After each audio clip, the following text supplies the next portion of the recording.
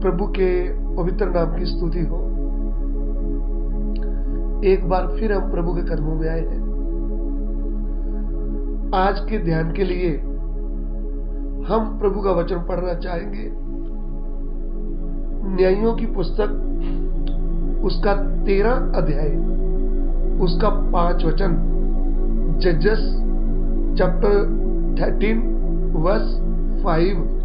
न्यायों की पोथी पुस्तक अध्याय 13 ਤੇ वचन 5।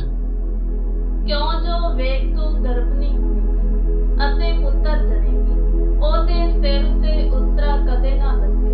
ਇਸ ਲਈ ਜੋ ਉਹ ਮੁੰਡਾ ਗਰਭ ਤੋਂ ਹੀ ਪਰਮੇਸ਼ਰ ਦਾ ਨਜ਼ੀਰ ਹੋਵੇਗਾ ਅਤੇ ਉਹ ਫਿਲਿਸਤੀਆਂ ਦੇ ਹੱਥੋਂ ਇਸਰਾਏਲੀਆਂ ਦਾ ਬਚਾਓ ਕਰਨ ਲੱਗੇਗਾ।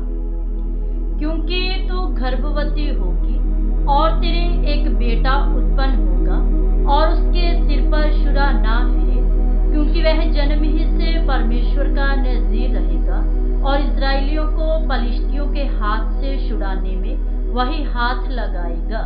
आमीन।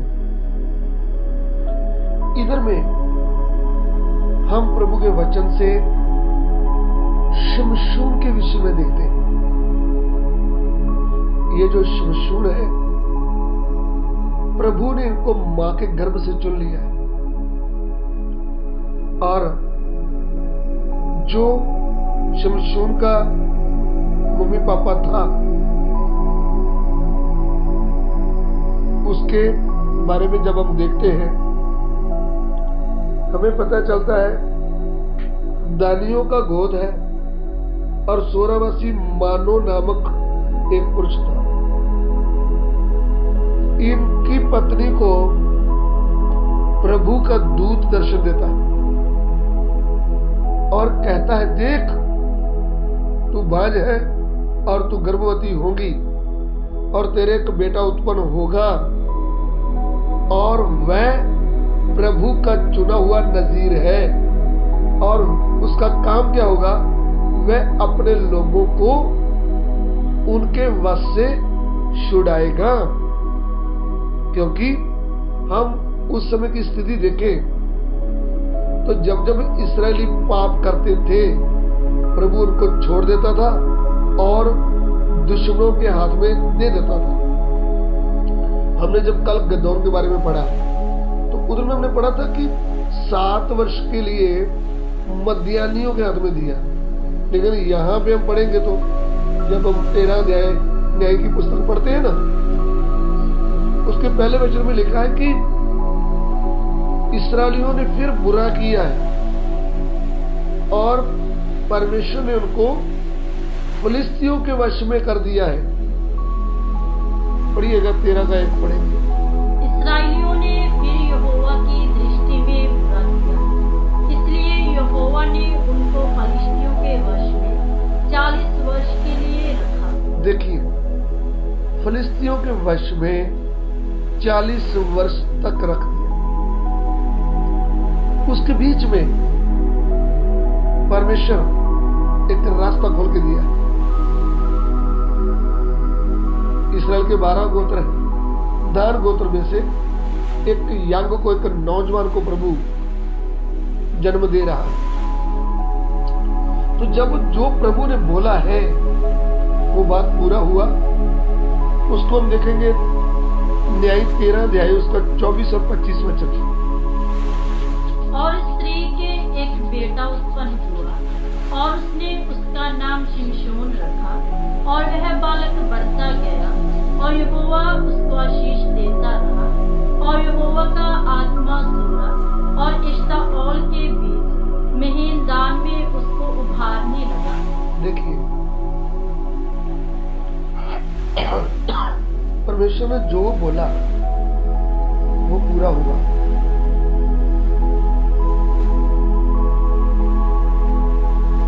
प्रभु ने जो कुछ बोला था वही पूरा हुआ। तो शिमशोन का जन्म हो गया और प्रभु ने उनको आशीष दिया, वो बढ़ता गया और परमेश्वर का आत्मा उसके ऊपर जब आया तो परमेश्वर का आत्मा उसको उभारने लगा। किसके लिए? युद्ध के लिए, ताकि शिमशोन के लोग जो दुश्मनों के वश में है, फिलिस्तियों के वश में है, उनको उनके वश से छुड़ाना है। ध्यान दीजिए, पुराने नियम में शिमशोन को जब चुना तो उसका प्रमाण है कि वो मेरा चुना हुआ है, उसके ऊपर यहोवा का आत्मा बल से उतरा है। आज भी हमारा प्रभु आज और कल युगना जो एक जैसा है।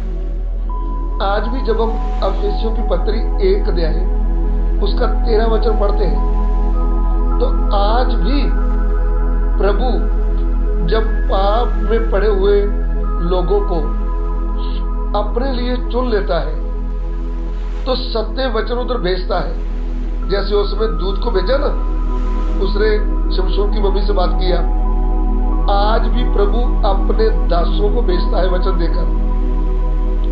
तो वचन सुनकर जो भाई बहन का उद्धार हो जाता है, फिर उसके ऊपर परमेश्वर के आत्मा का आज भी शाप लगता है, ताकि प्रमाण हो जाए कि ये प्रभु का चुना हुआ।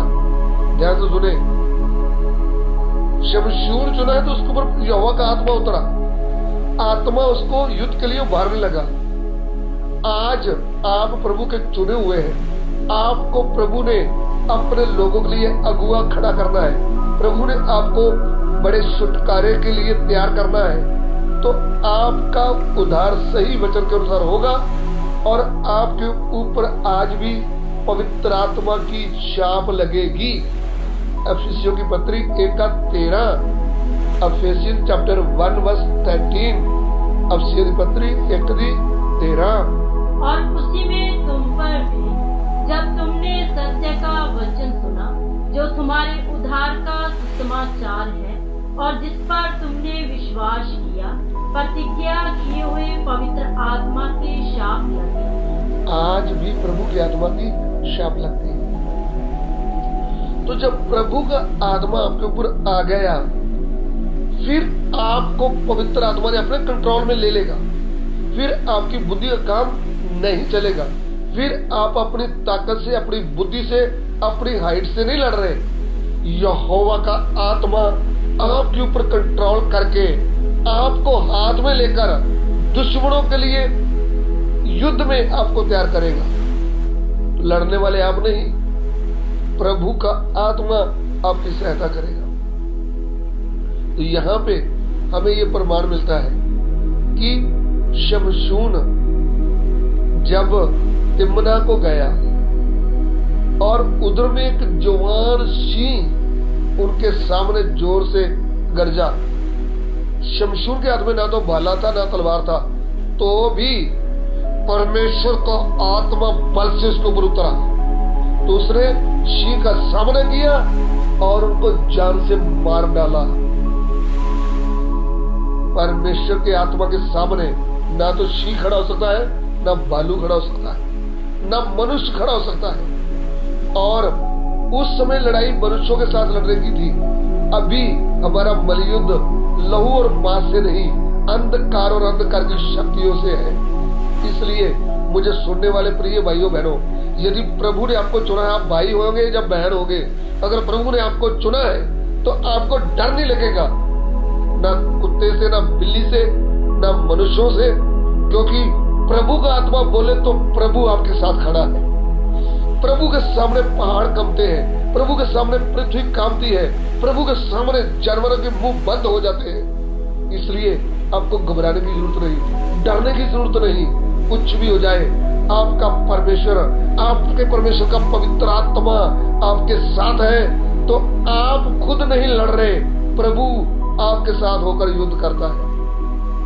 प्रभु के नाम की स्तुति हो। इसलिए शिमशोन को जब प्रभु ने अपने हाथ में लिया तो सिंह को मिट्टी में मिला दिया है। आज जब हम वचन पढ़ते हैं तो पहला पतरस 5:8 जब पढ़ते हैं उसमें क्या लिखा, पढ़िएगा। 1 पीटर चैप्टर 5:8, पहला पतरस 5:8। सचेत हो और झांकते रहो, क्योंकि तुम्हारा विरोधी शैतान गर्जने वाले सिंह के समान इस खोज में रहता है कि किसको फाड़ खाए। विश्वास में दृढ़ होकर और यह जानकर उसका सामना करो कि तुम्हारे भाई जो संसार में है ऐसे ही दुख सह रहे हैं। आमीन। आज सिंह कौन है? तुम्हारा विरोधी शैतान गर्जते हुए सिंह की न्यायी घूमता रहता है, तो भी तुम डरने का नहीं, विश्वास में दृढ़ होकर उसका सामना करो। याकूब 4:7 में लिखा है, तुम परमेश्वर के अधीन हो जाओ और शैतान का सामना करो, वो तुमसे भाग निकलेगा। आज का सिंह जो कौन है? अंधकार की शक्तियां, वो हमसे भाग निकलेगी। जैसे शमशून ने उसको मार डाला, मिटा दिया, ऐसा आज भी अंधकार की शक्ति हमारे सामने खड़ा नहीं हो सकती। हमारा विश्वास इतना भारी होना चाहिए और प्रभु का आत्मा हम पर है तो हमको डर नहीं आना चाहिए। किसी से भी अंधकार की शक्ति हो, बीमारी हो, भूख हो, विरोध हो, हमें डरना नहीं चाहिए, क्योंकि हमारे साथ प्रभु खड़ा है। इसलिए प्रभु शमशून को अपने लिए अपना नजीर करके चुन लिया था। आज भी यूहन्ना 15:16 में प्रभु कहता है, तुमने मुझे नहीं चुना परंतु मैंने तुम्हें चुना है। यदि प्रभु ने हमें चुना है तो अवश्य है प्रभु का आत्मा हमारे ऊपर आएगा, प्रभु का आत्मा हमारे साथ खड़ा रहेगा। फिर प्रभु बोलता है कि जब लोग तुझे पकड़ेंगे, जब तुझे समाजों में लेके जाएंगे, तब तुमने घबराना नहीं कि हम क्या बोले और कैसे इनको जवाब दें। अरे बोलने वाले तुम नहीं, तुम्हारे परमेश्वर का आत्मा बोलेगा। सो मेरे प्रिय भाइयों बहनों, हर स्थिति में प्रभु का आत्मा हमारे साथ है। यदि प्रभु ने हमको चुना है, यदि प्रभु ने आपको बुलाया है, तो प्रभु आपके संग खड़ा है। पौलुस बोलता है कि सब मुझे छोड़कर चले गए, प्रभु मेरे संग खड़ा रहा। आज भी प्रभु आपके और मेरे साथ खड़ा रहेगा। आइए हम सिरों को झुकाए, प्रार्थना करें। प्रभु दिए हुए वचन के लिए तेरा धन्यवाद करते हैं। तेरा वचन हमसे बातें करता है। प्रभु कैसे शमशून को तूने अपना नजीर करके चुन लिया, आज हमें भी चुना है। प्रभु हम शमशून की तरह तेरे सामर्थ्य पाते हुए, दुश्मन को सामने खड़े होते हुए उसको पांव के नीचे रौंदने के लिए तू हमारी सहायता कर। सभी आदर में आपको देते हैं, विनती को ग्रहण करें।